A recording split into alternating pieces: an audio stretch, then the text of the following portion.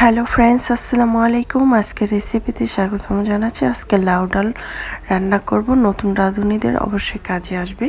প্রথমে ডালটাকে সিদ্ধ করে নিয়েছি। 1 কাপ ডাল আগে থেকে ভিজিয়ে রেখেছিলাম।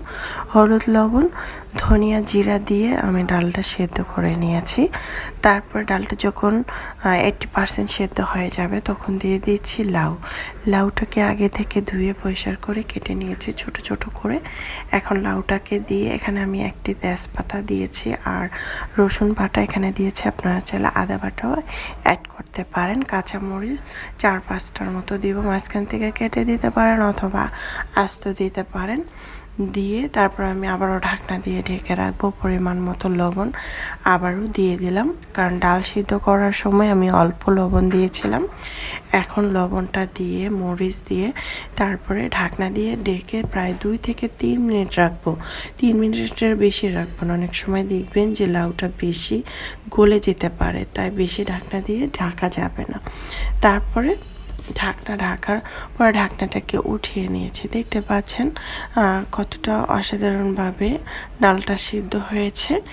এখন ডালটাকে একটু নেড়ে চেড়ে দিচ্ছি, সব কিছু পারফেক্ট হয়েছে কিনা দেখে তারপরে আমি আরেকটি প্যানের মধ্যে পেঁয়াজ, রসুন, তারপরে হচ্ছে শুকনো মরিচ একটু ভেজে নেব।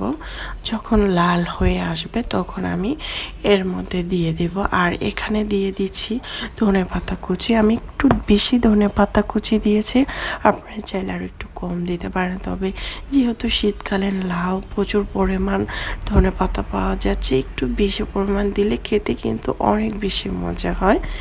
এখন দিয়ে দিচ্ছি পেঁয়াজটা যে ভেজে নিয়েছি, সে পেঁয়াজটা দিয়ে দিলাম। আপনারা চাইলে এই পেঁয়াজ ভাজার সময় 1 চিমটির মতো আস্ত সরিষা অ্যাড করতে পারেন, তাহলে দেখবেন লাউ ডালের থেকে এত সুন্দর একটি ফ্লেভার আসবে, খেতে কিন্তু দারুণ লাগবে।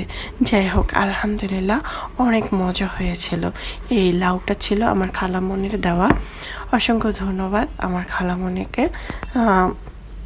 আমার খালামণি সব থেকে ভালো একটা মানুষ, আমাকে খুব কেয়ার করে। যাই হোক, ভালোবাসা অবিরাম সব সময় থাকবে। ডালটা কমপ্লিট হয়ে গিয়েছে। আপনারা চাইলে ভাজা জিরার গুঁড়ো অ্যাড করতে পারেন।